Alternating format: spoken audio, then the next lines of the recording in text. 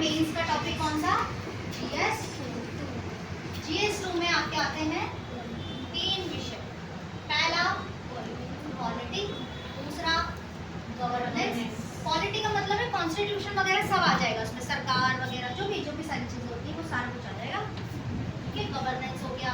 तीसरा इसमें आता है आईआर, इंटरनेशनल रिलेशन।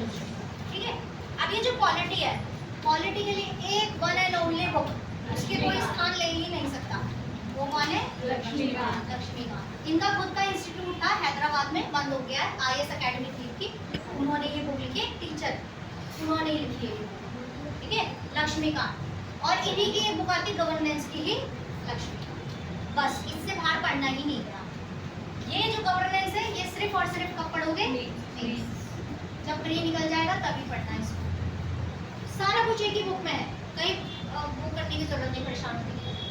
और ये किसके लिए है? प्री का प्लस में जो भी पढ़ते रहोगे वो प्री में भी आना है, मेंस में भी आना है ना। जितने भी आर्टिकल्स वगैरह, सबसे ज्यादा जो इसका वो होता है, जो स्टार्टिंग के हमारे पार्ट है, part 1, part 2, part 3, part 4, part 5, part 6 तक, ये मोस्ट इंपॉर्टेंट है। तो पार्ट 1 है तो पूरा हमारा संघ और राज्य शासन, part 2 citizenship, part 3 fundamental right, तो फेवरेट है इसका, पार्ट 4 टीपीएसपी, उसमें भी 4 है फंडामेंटल ड्यूटीज, पार्ट 5 जो हमारे क्या है, राष्ट्रपति, संसद, संसद से बहुत क्वेश्चन आते हैं, जैसे प्रश्नकाल, शून्यकाल, है ना।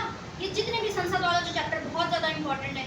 और फिर आ जाता है राज्य, राज्य में वो गवर्नर के बारे में पूछ लेता है, पार्ट 5 वाले में वो राष्ट्रपति पूछ लेता है, राष्ट्रपति की जो भी शक्तियां हैं, जो भी वो हैं, उससे रिलेटेड सारे आर्टिकल्स वगैरह। फिर आ जाओ कॉन्स्टिट्यूशनल, नॉन कॉन्स्टिट्यूशनल बॉडीज पूछता है कि कौन नॉन कॉन्स्टिट्यूशनल है, कौन कॉन्स्टिट्यूशनल है, कोई भी है उसका अधिकारी कितने समय के लिए नियुक्त होता है। जैसे निर्वाचन आयोग है, लोक सेवा आयोग है, और महिला आयोग है, राष्ट्रीय महिला आयोग है, और जितने भी हमारे कॉन्स्टिट्यूशनल अमेंडमेंट हुए हैं अभी तक वो क्वेश्चन आते हैं। तो आपको ये भी पता होना चाहिए कि फोकस्ड एरिया कौन सा वाला है। ठीक है, बट लक्ष्मीकांत को जितना ज़्यादा अच्छे से पढ़ोगे उतना बेटर अंडरस्टैंडिंग होगी, और बहुत इजी, इतनी अच्छी भाषा में लिखा गया है कि किसी को भी समझ में आ सकता है। लेकिन वही है, फर्स्ट पेज से लास्ट पेज तक रैंडमली कोई बुक नहीं पढ़नी। मैंने बार बार अपनी क्लास में बोला है कि कोई भी बुक स्टार्ट करते हो उसको पहले पन्ने से लास्ट पन्ने तक पढ़ो, तभी आपको पता चलेगा कहाँ पे इंपॉर्टेंट देनी है, कहाँ इसको छोड़ देना है। दूसरी बार पढ़ोगे आपको पता है कि फोकस यहाँ पे करना है, ये वाला ना भी छोड़ दूंगा तो भी चलेगा, या छोड़ दूंगी तो भी चलेगा। तीसरे वाले में सिर्फ और सिर्फ फोकस जाएगा आपका वहीं पर ही। तो ये तरीका होता है, कोई भी बुक रैंडम नहीं पढ़नी चाहिए, पहले पन्ने से स्टार्ट करो, लास्ट पे खत्म करो, तभी आपको पता चलेगा कि। और किसी भी बुक को समझने का तरीका ये है कि आपको समझ में आया नहीं आया। अगर मैं बोलूँ प्रश्नकाल, आपको पता होना चाहिए कि संसद वाले चैप्टर में ये वाले पन्ने पे है, ये रिविजन करने का तरीका होता है। अगर मैं बोलूँ अभी परीक्षावाड़ी में खनिज संसाधन, आपको पता होना चाहिए खनिज संसाधन कहाँ पर है। ठीक है, ऐसे करके किसी भी बुक को इस तरह से पढ़ना है, फर्स्ट से लेके लास्ट तक, रैंडम नहीं पढ़ना। वो अलग बात है जब रिवीजन कर रहे होंगे कि आप पर्टिकुलर चैप्टर रिवीजन करना है तो आप फिर खोल के उसको पढ़ो, बट कोई भी नई बुक खरीद दो पहले से लास्ट तक, और हाईलाइट करके पेंसिल से लिख के ऐसे ही पढ़ना चाहिए। अब कोरा पढ़ोगे तो कोरा का कोरा ही रहेगा, वो दिमाग में कोरा ही रहेगा, है ना। तो ये प्री प्लस मेंस, तो यहाँ से भी 10-15 क्वेश्चन आपके आएंगे। कितने हो गए? 45, 40-45 क्वेश्चन बन गए यहाँ से। इंटरनेशनल रिलेशनशिप, ये आपका मेंस का विषय है। और मेंस का ये वाले टॉपिक भी वही जो मैंने बोला था ना आपको, समकालीन विश्व में